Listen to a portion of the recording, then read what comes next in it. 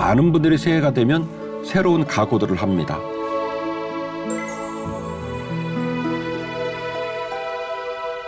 어쩌면 인간이 이렇게 변치 않을까?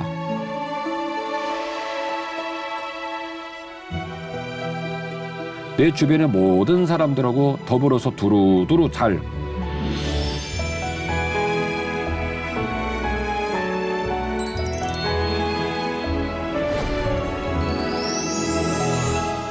주인 씨 반갑습니다. 안녕하세요, 목사님. 새해가 사실은 두 번이에요. 한 번은 1월 1일 날 신정새하고 또 구정에는 또 구정새하고 그렇죠. 진짜 이제 새해가 두 번 다 했으니까 시작이 된 건데 새해가 되면 많은 사람들이 새해 새로운 각오를 합니다. 술 잡수시고 담배 태우는 분들은 뭐 금, 연 막 해가지고 올해는 끊어보겠다 뭐 이렇게 생각을 하고 하죠. 사람들은 그런 존재인 것 같아요. 내가 왜 사는지, 어떻게 살아야 되는지, 그리고 그래서 사람은 시간을 중요하게 생각하죠. 시간이 끝나는 지점과 시간이 시작하는 지점을 중요하게 생각하는데 그래서 많은 분들이 새해가 되면 새로운 각오들을 합니다. 한 해를 내가 어디에다가 중심을 둘까 이런 생각을 많이 하죠. 모르겠습니다. 이 방송이 나가서 제가 사적인 견해라는 전제를 다룰게요. 교회들마다 주인 씨도 그렇게 하셨나 모르겠지만 교회들마다 새해가 되면 말씀 뽑기라는 걸 또 많이 해요. 해보신 적 있어요? 맞아요. 네. 저도 전도사 시절에는 담임 목사님 말씀 뽑기 하니까 그냥 말씀 뽑기 하고 그랬죠. 근데 더 깊이 이야기꾼인 제 입장에서는 말씀 뽑기 같은 그 교회 문화를 저는 제 개인적인 사견이라는 전제에 말씀드리면 지양합니다. 왜 그러죠, 목사님? 제가 생각하는 성경은 66권을 신학적으로는 통전적이라는 표현을 쓰는데 전체를 소화하고 먹어야 된다라고 생각하는 목사예요. 그래서 그 전체의 말씀이 머릿속에서 움직이고 그 전체의 말씀 속에 흘러가는 하나님 마음, 그 하나님 마음으로 사는 게 중요하다 이렇게 생각을 하는데 여전히 많은 교회들이 지금도 새해가 되면 말씀 뽑기를 하죠. 저는 그 의도는 좋다고 생각해요. 왜냐하면 한 해를 살면서 내가 이 말씀을 붙들고 살겠다라고 하는 의미로 말씀을 뽑는 거니까. 근데 아쉬운 거는 성경 말씀이 얼마나 풍성해요. 그 얼마나 풍성한 말씀 중에 어느 말씀이 탁 올라와 가지고 그 말씀이 올해 내 생활의 모토다라고 말하는 건 조금 지엽적이고 잘못하면 성경을 좀 축소시킬 수 있는 우려가 있다 생각이 되어서 제가 목회하는 교회에서는 말씀 뽑기를 안 합니다. 그럼에도 불구하고 오늘 제가 이 얘기를 꺼낸 이유는 오늘 회차에서 신정 끝나고 구정 끝나고 우리가 한 해를 하나님과 함께 어떻게 살까를 생각할 때 우리 사람들은 시간을 중요하게 생각하고 시간을 해석하는 해석자 입장을 중요하게 생각한다고 그랬잖아요. 그러면 성경 말씀 전체 흐름과 그 흐름에 담겨진 하나님의 마음, 그 하나님의 마음들을 담아내는 꼭지가 좀 필요하겠다 싶어서 더 깊이 이야기꾼으로 새 꼭지를 들고 나왔어요. 네. 몇 꼭지요? 새 꼭지요? 새 꼭지. 그래서 오늘은 세 가지 얘기하면 끝나요.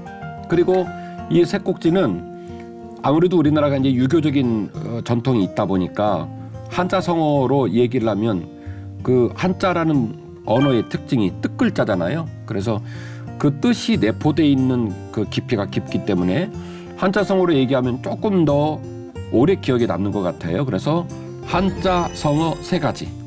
이 한자성어 세 가지를 가지고 올 한 해 동안 우리가 어떤 믿음의 태도를 가지고 살면 좋을까 새 꼭지 이야기를 진행해 보려고 합니다. 좋습니다. 기대가 되시죠? 네.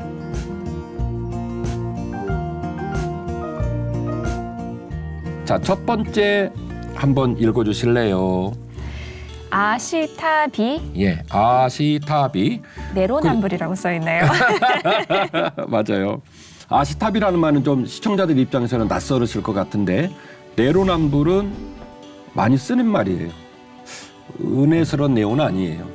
내가 하면 로맨스, 남이 하면 불륜, 이게 뭐 내로남불이라고 하는데 아시타비는 나 아예 바를 시, 옳을 시, 다를 타, 안일비.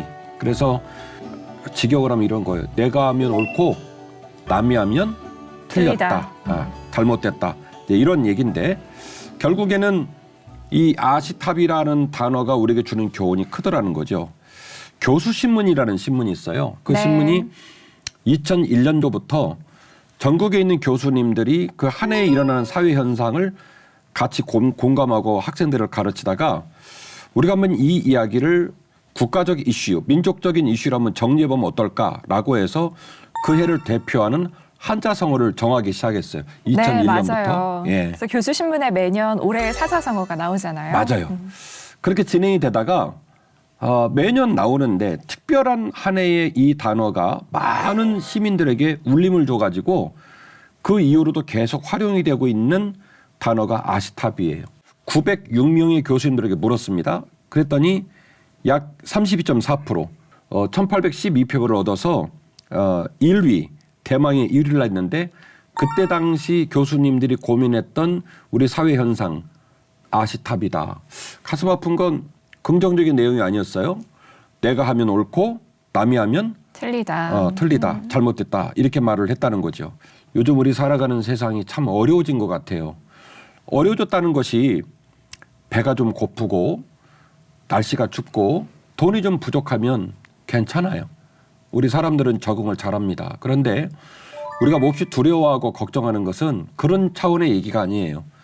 사람들의 언어, 사람들의 마음, 사람들의 삶을 살아가는 태도가 많이 잘못된 방향으로 가고 있는 것 같다라고 하는 염려이거든요. 그래서 2022년에 교수신문에서 얘기했던 아시타비가 지금도 사라지지 않고 많은 사람들의 마음에 염려와 근심을 주고 있습니다. 인지 왜곡, 인지 부조화 현상이라는 단어가 있어요.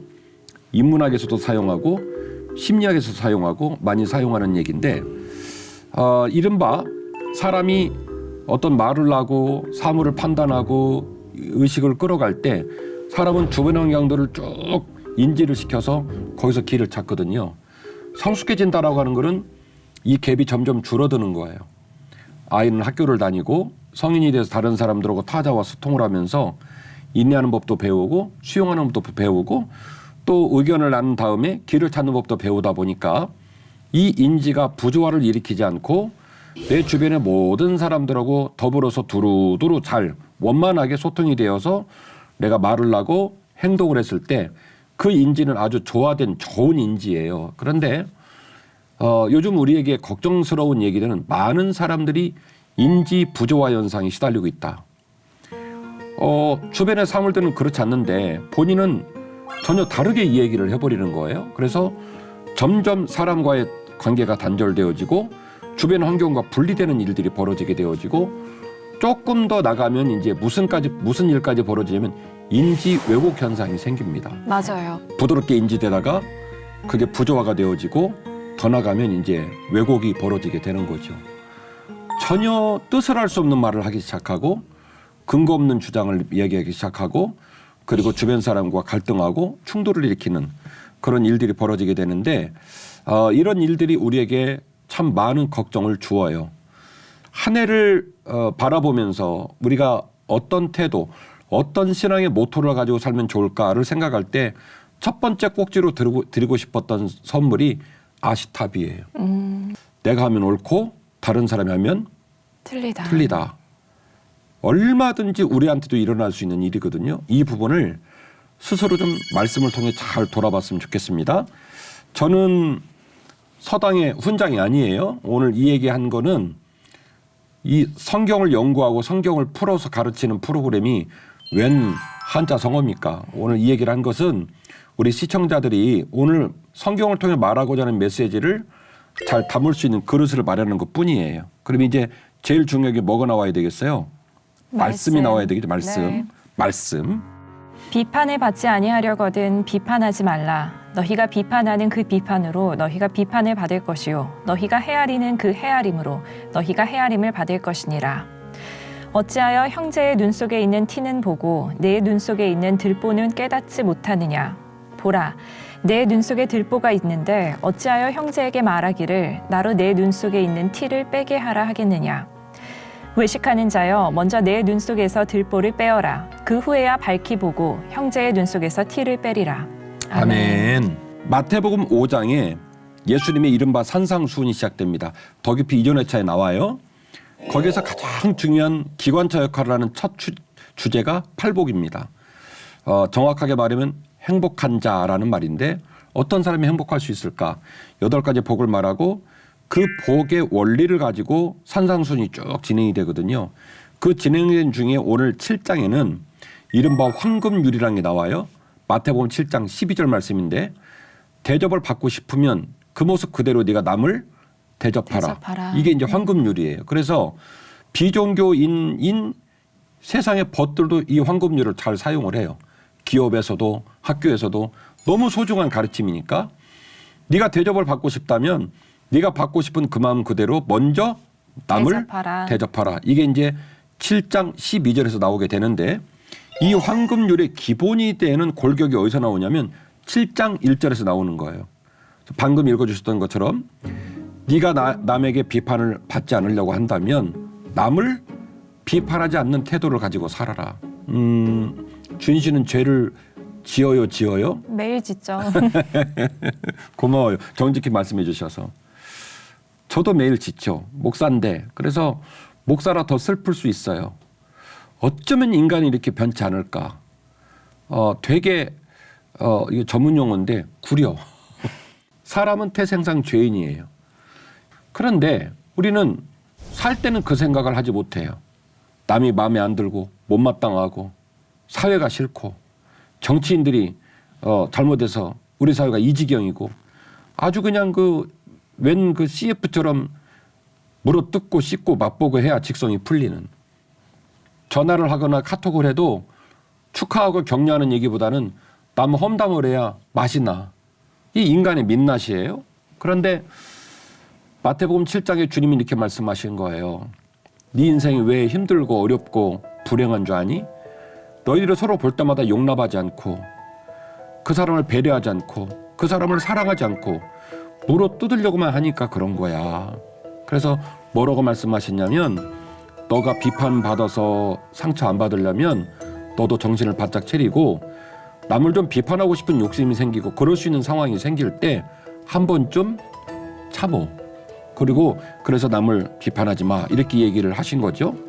네가 만약에 습관적으로 비판하면 그 사람도 너의 비판을 받고 용기가 나서 똑같이 너를 비판할 거다. 이렇게 얘기를 하신 거예요. 그리고 그런 비판의 행위 안에 담겨진 우리의 어리석음을 일깨우기 위해서 후속절에 또 다시 보강을 해주시는데 이렇게 보강을 해주셨죠. 어찌하여 네 눈에 있는 들보는 보지 못하고 남의 눈에 있는 티끌 같은 걸 보느냐 이렇게 얘기하는 거죠. 티끌하고 여기서 말하는 들보는 대들보를 말하는 거예요. 옛날에 그 고택들 우리 그 한옥 같은 고택들은 건물을 지탱하고 있는 대들보라는 어마어마한 이 구조물들이 있는데 눈에다 그걸 집어넣고 있다는 소리 아닙니까? 그리고 얼마나 또 시력이 좋은지 남의 눈에는 티끌은 보고 자기 눈에는 들보는 보지 못한다는 거예요. 그래서 마지막에 주님이 하신 말씀이 우리 뼈를 때리는데 왜 그러는지에 대하여 하나의 단어로 탁 짚으셨어요. 외식하는 자요. 라는 말이에요. 곰곰이 생각해보면 네가 얼마나 한심하고 네가 얼마나 부족하고 네가 얼마나 다른 사람에게 공격받을 수밖에 없는 사람인 줄 알면서 어때서 너는 그렇게 눈만 뜨면 다른 사람을 비판하느냐. 네 눈에 있는 들보를 빼내어야 비로소 밝히 보여서 형제 눈에 있는 티를 뺄 수 있는 길도 그때 열릴 거라는 거예요. 그래서 만약에 뭔가를 뽑으려면 남의 눈에 있는 거 뽑지 말고 누구 거 뽑으라? 내 거. 내 거 뽑으라 이거예요. 준 씨는 지금 첫 번째 아시타비 들으시면서 혹시 뭐 떠오르는 생각 있어요? 저는 지금 목사님 말씀 들으면 두 가지가 떠올랐는데요. 네네네. 아시타비를 생각할 때는 그러니까 내가 하면 옳고 다른 사람이 하면 틀리다에서의 그 절대적인 기준이 없기 때문에 그런 것 같아요. 맞습니다. 막 목사님 말씀하신 대로 말씀이 나의 기준이 된다면은 말씀은 정확히 옳고 그른 게 무엇인지 분명하게 나타나잖아요. 그렇죠. 그래서 이 기준의 부재가 아시타비를 낳지 않았나라는 생각을 했고요. 그리고 방금 이제 대접받고 싶은 대로 대접하라는 말씀을 들을 때는 이 비판을 할 때 내가 나의 마음을 보면 좋을 것 같아요. 나의 불편함을 해소하고자 나의 필요나 나의 원하는 것을 못하게 하기 때문에 나의 불편함 때문에 내가 비판을 하는 건지 아니면 이 형제를 정말 사랑하는 마음에서 맞아. 권면을 하는 것인지 이 두 가지를 잘 기도하며 사랑하는 마음으로 대해야지 이 말씀을 정말 삶에 실천할 수 있지 않을까 하는 생각을 했습니다. 아멘이요.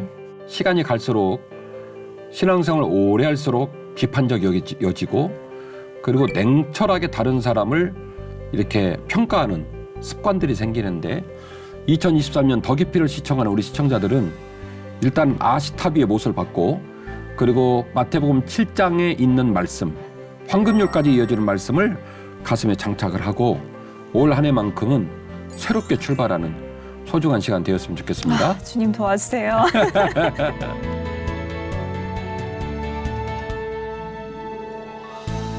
자, 두 번째 꼭지는요. 그림을 하나 보여드릴게요. 제가 이 그림 방송 나갈 수 있을지 모르겠지만 아빠 베트남일 것 같아요. 그런데 3명의 배를 적고 있네요. 그렇죠. 노를 적고 그런데 있어요. 지금 네. 뭐 하고 있어요? 분위기가 같이 이야기하며 그렇죠. 가고 있는 것 같아요. 얼마나 힘들어요. 저 뒤에도 지금 배 끌고 있는 세 분 또 있죠? 네, 맞아요. 되게 희한해요. 제 이 사진 찾느라고. 그러니까 보니까 뭐냐면 이분들이 지금 이 배에다 뭘 실어 옮기는데 얼마나 힘들겠어요. 저렇게 다리로 밀면서 가는 건데 그러니까 이제 결정을 어떻게 해야 되겠습니까? 혼자 가든지 둘이 가든지 뭐 그래야 되는데 이분들 왜 그랬나 모르겠지만 셋이 가. 그러니까요. 앞에도 3명씩 셋, 가네요. 뒤에도 셋 가는 거예요. 그런데 보니까 이 셋이 도란도란 대화를 하면서 간단 말이죠. 두 번째 꼭지로 들려드리고 싶은 얘기는 삼일행 필유화사라고 하는 한자성어입니다. 아, 그래서 3명이 함께 네. 가는 사진을 고르셨군요. 삼일행 필유화사. 세 사람이 길을 간다면 유화사 스승사자에 반드시 그 중에 스승이 하나 있다. 스승이 있다. 셋이 가면 반드시 그 중에 스승이 하나 나온다라는 말인데 논어의 수리편에 나오는 말이에요. 논어의 수리편에 나오는 말로서 세 사람이 길을 걸어가다 보면 반드시 그 가운데 스승이 있다. 그런데 더 놀라운 거는 이 스승님한테 좋은 것만 배우는 게 아니라 세 명의 공동체가 좋으면 좋은 것을 본받고 나쁘면 나쁜 것을 본받게 된다는 거예요. 그래서 스스로를 잘 살펴서 고쳐가는 삶을 살아야 된다. 그래야 셋 다 산다. 논어의 수리편에 네. 나오는 내용이 되겠습니다. 이 삼일행필 유화사와 같은 그릇에 담을 수 있는 소중한 성경 말씀이 뭘까? 뭐 다 담을 수 있죠. 성경 말씀이 너무 소중하니까 그중에 어떤 말씀을 담을 수 있을까?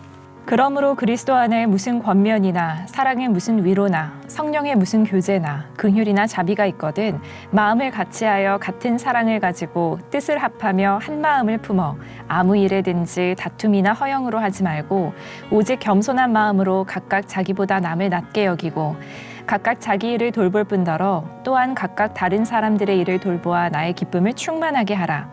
너희 안에 이 마음을 품으라. 곧 그리스도 예수의 마음이니 그는 근본 하나님의 본체시나 하나님과 동등됨을 취할 것으로 여기지 아니하시고 오히려 자기를 비워 종의 형체를 가지사 사람들과 같이 되셨고 사람의 모양으로 나타나사 자기를 낮추시고 죽기까지 복종하셨으니 곧 십자가에 죽으심이라. 아멘. 주인 씨, 우리가 이제 더 깊이를 쭉 찍어왔잖아요.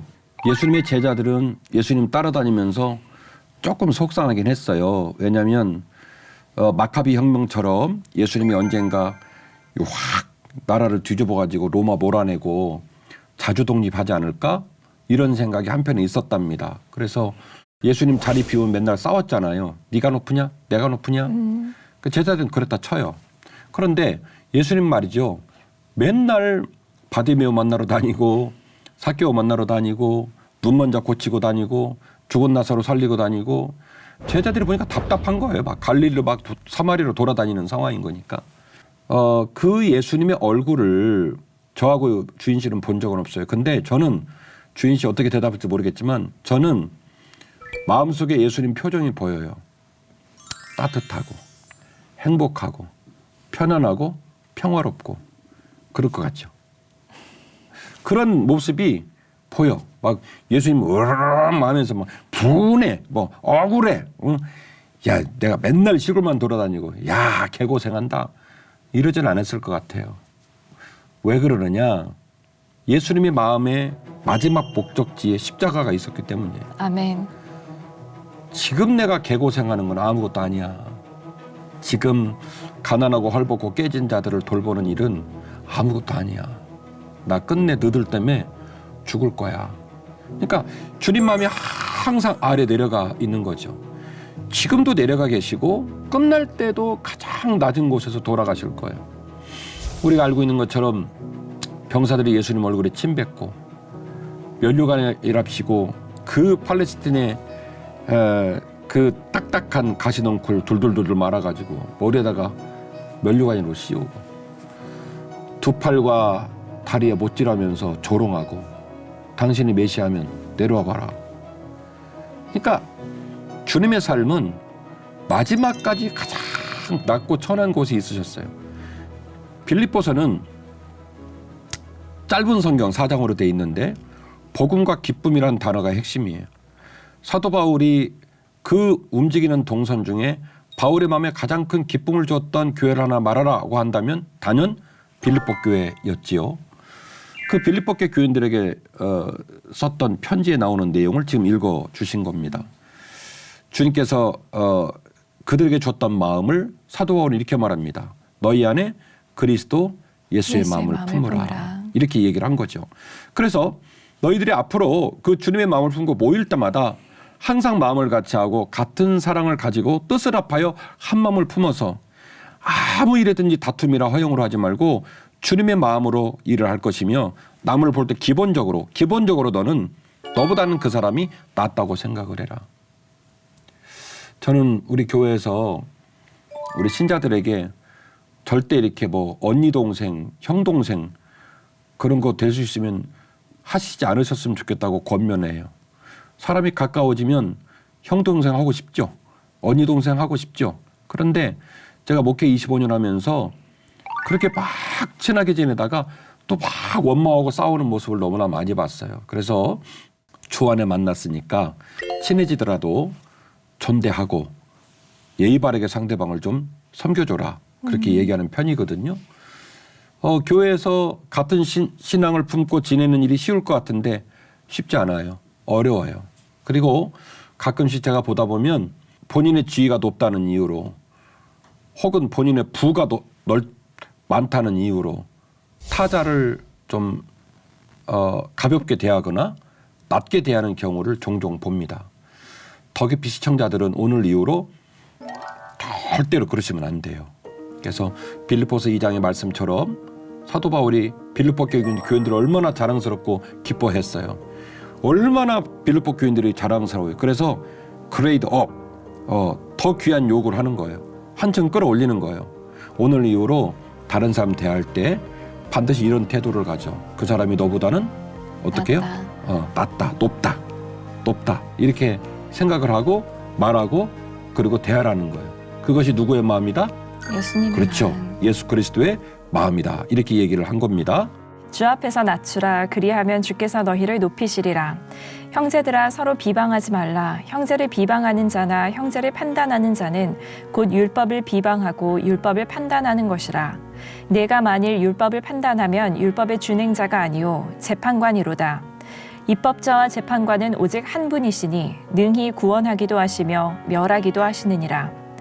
너는 누구이기에 이웃을 판단하느냐. 아멘. 아멘. 신앙생활 오래 하고 말씀을 많이 알면 우리가 그러려고 한 건 아닌데 자꾸 남을 판단하고 정죄하고 비판하려는 경향이 생긴다고 그랬죠. 그게 바로 뭐냐면 엄중한 하나님 말씀에서 오는 신앙생활의 직업병이요. 그러니까 성경 말씀에서 명료하게 특별히 구약 성경의 율법 같은 것들은 뭐 가이드라인이 명료하죠.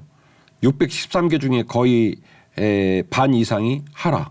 나머지는 하지 말라. 중간은 있어요, 없어요? 없어요. 둘 중에 하나예요. 하든지 말든지. 맞습니다. 그러니까 성경을 많이 읽고 신앙생활의 경륜이 깊어질수록 왠지 모르게 우리는 누군가를 판단하거나 정죄하려는 경향이 생기는 거예요. 그래서 예루살렘 교회 담임 목사님이셨던 야고보 사도는 사도 바울의 이신칭의와 야고보 사도의 이행칭의는 절대로 상충되지 않는다. 상호 보완적이다라고 말씀을 드렸고 이신칭에서 출발해서 어디로 가야 된다고요? 이행칭의로 가야 된다라고 말씀을 드렸죠. 야고보 사도가 너에게 믿음이 있다면 그 믿음을 내게 보이라. 무엇으로요? 행위로, 행동으로 보이라. 그렇게 권면을 하면서 야고보 4장 10절 이하의 말씀을 통해서 우리에게 어마어마한 너무나 중요한 부분을 가르쳐 주는데 그게 바로 뭐냐면 율법은요. 저나 우리 주인 씨나 재판관이 아니라 하나님 말씀의 율법은 준행자예요. 근데 야고보 사도는 야고보 4장 말씀을 통해서 너희들이 이걸 어떻게 하고 있다? 거꾸로 하고 있다는 거예요. 율법을 읽고 말씀을 배우고 그걸 깨달을 때마다 이걸 어떤 용도로 쓰냐면 판관 포청천 재판관의 모습으로 이 말씀을 읽는다는 거예요. 그런데 야고보 사도는 말합니다. 말씀은 그렇게 읽는 게 아니라 어떤 태도로 준행자. 그 말씀이 내게 주어져서 내가 묵상하고 내가 따르려는 용도로 읽어야지 그걸 읽어가지고 그걸 알아가지고 이집사, 최건사 다른 사람을 재판하는 용도로 읽으면 안 된다. 이 얘기를 하고 있는 거죠. 삼일행필 유아사 결국에는 세 사람만 모여도 너희 중에 선생님 있다는 생각을 가지고 겸손하게 살아라. 너보다는 다른 사람이 높다고 생각하고 그를 그리스도의 마음으로 존경해 줘라. 그리고 예수님의 마음을 품으라. 낮고 천한 곳을 기쁘게 여겼던 그분의 마음으로 살아라. 야고보 사도가 말하고 있는 것처럼 너희들의 말씀을 들을 때마다 말씀은 다른 사람을 판단하는 용도로 말씀을 듣는 게 아니라 오히려 그 말씀을 준행하는 준행자의 모습으로 듣는 것이다. 그러면요 교회가 풍성해져요. 제 변은 익으면 고개를 숙인다고 하잖아요. 그래서 정말 겸손한 마음이 하나님이 원하시는 마음이라는 생각을 했고 그렇다고 막 이 사람 저 사람 이야기 들으면서 휘둘리면 안 되잖아요. 그렇죠. 언제나 절대적으로 우리에게는 더 깊이 있는 말씀을 통한 하나님의 그 말씀을 기준으로 살아야 한다는 부분이 또 마음에 다시 한번 와닿았고요. 그리고 이렇게 또 하나님께서 3이라는 숫자를 또 좋아하신다는 생각이 들었어요. 저희 맞아. 전도서 보면은 한 사람은 넘어져도 두 사람은 일어나고 또 삼겹줄은 가히 끊어지지 않는다고 하시잖아요. 그리고 두세 사람이 모인 곳에 언제나 하나님이 함께 동행하신다고 하셨으니 정말 이런 믿음의 세 명의 이 동역자가 내 주변에 있나 한번 검토를 해보시고 이 절대적인 기준을 가지고 앞으로 나아가면 좋겠다라는 생각을 했습니다.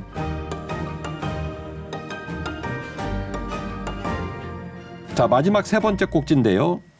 득도 다조라는 꼭지입니다. 득도 다조. 예, 얻을 득, 길도, 마늘 다, 도울 조. 도를 얻으면 진리를 깨달으면 나를 돕는 사람이 저절로 많아진다라는 뜻이에요. 이 한자 상어가 너무 좋았어요. 그래서 지금도 잊지 않고 생각해요. 살면서 설교하고 신방하고 더 깊이 방송하러 오고 제가 올 때마다 우리 제작진들 보면 저 나름대로는 제작진들 속으로는 어떤 마음을 갖지는 모르겠지만 항상 저는 예수님이 주신 선물이라 생각으로 대해요. 진심으로. 내가 하나님을 사랑하고 믿음으로 살려고 몸부림칠 때에 내 삶의 만남 가운데 등장되는 인물들이 하나님 선물이다 이런 생각을 항상 하거든요. 그래서 제 마음속에 이 사자성어가 항상 떠 있는 거예요. 득도 다조. 맹자의 공손추 하편에 나오는 말인데요. 도를 얻는 사람에게는 그를 도와주는 이가 점점 많아지고 도를 잃어버린 사람에게는 도와주는 사람이 점점점 적어진다는 뜻이에요. 그때 스데반의 일로 일어난 환란으로 말미암아 흩어진 자들이 베니게와 구브로와 안디옥까지 이르러 유대인에게만 말씀을 전하는데 그중에 구브로와 구레네 몇 사람이 안디옥에 이르러 헬라인에게도 말하여 주 예수를 전파하니 주의 손이 그들과 함께 하심에 수많은 사람들이 믿고 주께 돌아오더라. 예루살렘 교회가 이 사람들의 소문을 듣고 바나바를 안디옥까지 보내니 그가 이르러 하나님의 은혜를 보고 기뻐하여 모든 사람에게 굳건한 마음으로 주와 함께 머물러 있으라 권하니 바나바는 착한 사람이요 성령과 믿음이 충만한 사람이라. 이에 큰 무리가 주께 더하여지더라.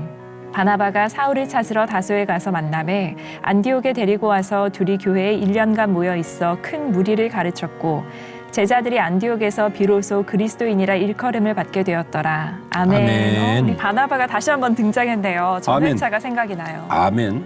스데반 집사님이 복음을 증거하다 돌에 맞아 죽습니다. 끔찍하게 죽는 모습을 보고 믿는 사람이 쫙 흩어집니다. 마치 콩 한 줌을 집어서 땅에 뿌린 것처럼 흩어지게 되죠. 그러니까 예루살렘에 있는 사도들 입장에서는 황당하고 또 걱정이 되고 그렇습니다. 그런데 놀라운 것은 전화위복이라고 이 핍박으로 말미암아 사람들이 쫙 흩어졌는데 흩어진 사람들이 흩어짐으로 그치지 않고 일단 예루살렘을 피하긴 했지만 다른 지역에서 더 응집을 해서 모이게 된 거예요. 그래서 예루살렘에서 북쪽으로 올라가면 있는 이방 땅의 초입에 있는 안디옥이라는 지역에 사람들이 막 모여서 부흥을 하기 시작합니다. 오늘 이제 읽으시는 본문의 말씀이 나오는 것처럼 베니게, 구브로, 안디옥 이곳에 사람이 모이게 되는데 문제는 이 정도 즈음에는 나중에 사도 바울이 1차, 2차, 3차 전도여행을 통해서 예루살렘에 있는 유대인들과 이방인들의 간극이 점점 줄어들게 되죠. 소아시아에 세워진 교회들이 할례를 받는 문제로 막 찌그덕찌그덕 싸우고 어려웠던 것들 바울이 다 조정을 하고 그래서 복음이 이방인에게 간다라는 것이 합의가 되어지죠. 그런데 이 즈음은 사도행전 11장 이렇게 기록되고 있는 이 즈음에는 아직 배타적이에요. 그 난감한 일이 벌어진 거예요. 안디옥 교회에 자꾸 이방 땅에 있는 사람들이 모여서 예배하고 교회가 막 부흥되고 있는 중이긴 한데 예루살렘에서는 도대체 이 교회를 인정을 해야 되는 건지 아니면 어떤 인물이 내려가야 이 상황을 수습을 할 건지 난감한 상황이 벌어진 거거든요. 이 난감한 상황에 주저함이 없이 이곳을 수습할 거라고 믿고 파송한 사람이 누구냐면 바나바예요. 그리고 성경 어디에도 바나바가 바울의 사수였다, 바울의 스승이었다라고 말하고 있는 성경은 없지만 더 깊이 이야기꾼인 저는 이전 회차에서 제가 바울 편을 말하면서 명백히 네. 바울은 바나바의 제자가 맞다, 아니면 부사수가 맞다라고 주장한 거예요. 바나바가 없었다면 그쵸. 바울은 시작도 못했어요. 맞아요. 바나바의 호의가 있었기 때문에 네. 바울이 신임을 얻었죠. 네. 바나바는 키프로스, 그 키프로스 섬에서 있는 레위인이라고 그랬죠. 그래서 오랜 세월 동안에 이방 땅에 있었지만 신분은 레위인이었던 특이한 사람인데 이 바나바를 예루살렘 교회에서 주저함이 없이 이곳에 파송을 한 거예요. 파송을 했고 아니나 다를까 이 바나바가 아주 그냥 일각에 안디옥 교회를 완벽하게 하나로 통합을 하고 드디어 그 땅에 그리스도인들이라 일컫는 사람들을 출발시켰던 장본인이 된 거죠. 성경은 그 이유에 대해서 어떻게 얘기를 하고 있냐면 방금 우리 주인 씨가 읽어주셨지만 저는 너무 그 말이 감동인 거예요. 바나바는 돈이 한 100억이 있었다. 송파구청장, 강동구청장 출신이다. 하버대, 예일대 박사학위 3개 있다. 이렇게 써있지 않고 뭐라고 써있냐면 아주 어이없는 말이 써있어요. 그는 착한 사람이었다. 저는 착하게 살려고 많이 노력해요. 안 착해. 근데 착해지려고 엄청 노력해요. 그래가지고 다 말할 수는 없지만 억울하고 속상하고 좀 그럴 때가 많아요. 그 모든 걸 지켜보는 건 누구냐면 아내겠죠? 그 아내가 가끔씩 보면 불쌍한가 봐. 속상한가 봐. 그래서 저한테 막 볼멘소를 할 때가 있어요. 목사님은 바보예요. 목사님 너무 착해요. 그때 제가 하는 말이 있어요. 어이 여보, 그런 말 하지 마. 왜 그런 말 하는지 알겠지만 목사가 안 착하면 누가 착하냐? 목사가 착하려고 몸부림을 안 치면 누가 몸부림을 치냐? 좀 답답하고 어렵고 힘이 들지만 그래도 목사만이라도 착하려고 몸부림 쳐야 할 것 같아. 그러니까 그런 소리 하지 마. 속상하면 나 위해 기도해줘. 이렇게 얘기하는 거거든요. 오늘도 아마 그때도 제가 강조를 했던 것 같은데 오늘도 시청자들에게 너무너무 강조하고 싶은 건 착하게 삽시다. 여기 저 팔뚝에다가 문신으로 저 철다 틀려 착하게 살자. 이거 말고 그리스도인이 착하지 않으면, 권사가 착하지 않으면, 집사가 착하지 않으면 도대체 누가 착할까? 왜 나는 자꾸 세상의 얘기에 마음을 뺏겼고, 왜 나는 세상 논리로 더 싸나워져야 되고 더 무서워져야 내가 살 수 있을 거라고 생각을 했을까? 한 해를 생각하시면서 고민해 보셨으면 좋겠어요. 정말로. 저는 제가 여러분에게 고백할 수 있어요. 아직까지는 착하게 살아보려고 되게 노력을 해요. 바나바를 안디옥 교회에 탁 보낸 이유는 하나다. 그는 착한 사람이었다. 그리고 성령과 믿음이 충만한 사람이었다. 결국 그 바나바를 이곳에 파송하게 된 것은 그의 성령 충만과 그의 믿음이 어디에 담겨 있었냐면 착한 성품에 담겨져 있었던 거예요. 그래서 결국 베니게 사람, 구브로 사람, 안디옥에 원래 있던 원주민, 그리고 다메섹 도상에서 주님 만나가지고 다메섹 광야에서 나름대로 훈련받고 예루살렘 가가지고 해보려다가 거절당해가지고 길리기아 다수에 완전히 좌천되다시피 해서 인생이 절단이 난 바울, 생각해보면 연결되지도 않아요. 까딱 잘못하면 난장될 수밖에 없는 상황인데 바나바가 탁 들어가면서 그 바나바 주변의 사람이 샥 붙는 거예요. 그 왜 그랬을까? 오늘 득도다조를 말하고 있는 것처럼 바나바는 성령 충만하고 바나바는 믿음이 충만한 사람이기도 했지만 그의 삶이 착한 사람이었다는 거예요. 그 사람이 들어가면 풀어지는 거예요. 이 모든 사람들의 눈빛이 바뀌고 이 모든 사람의 에너지가 집중이 되어지고 무력으로 한다고요? 돈으로 한다고요? 그게 아니고 그 사람의 성품으로. 그래서 바나바가 저는 너무 매력적인 거예요. 그래서 득도다조라고 하는 한자 성어와 가장 부합한 사람이 바나바가 아닌가 이런 생각을 해보게 되는 겁니다.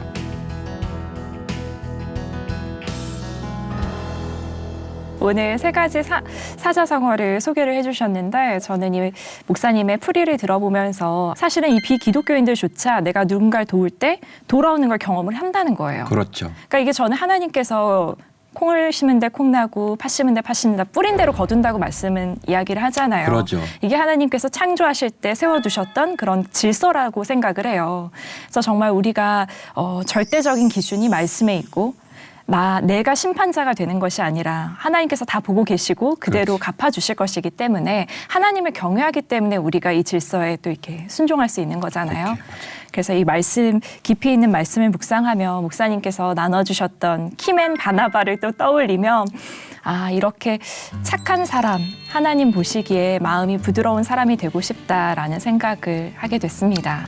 적어도 크리스찬들이 우리 주변에 있는 여러 가지 이슈들에 대하여 성경적으로 해석하고 성경적으로 당당하게 말할 수 있으면 좋겠다. 아멘. 그 어떤 한자 성어보다도 말씀이 더 귀하기 때문에 그래서 오늘 그렇게 꼭지를 풀어낸 거예요.